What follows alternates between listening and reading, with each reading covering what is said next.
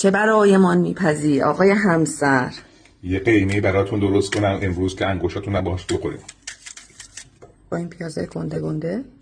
خب الان چی کار میکنی؟ طرز تهیه قیمه سرآشپز. اول یه خورده پیاز رو پختش میدیم، یه خورده که نرم شد بهش گوشت اضافه میکنیم، لپن که از قبل پختیم. بلدی ها. حالا آخرش رو ببین چی میشه. ادویه چی بهش زدی؟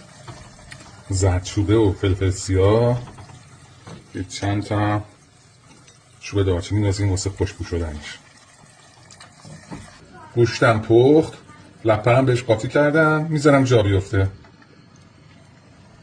تا آقای همسر نیومده بیایم ببینیم چی کار کرده. فعلا که ظاهرش خوبه، بوش هم خوبه دیگه، بعد طعمش رو ببینیم چی کار کرده.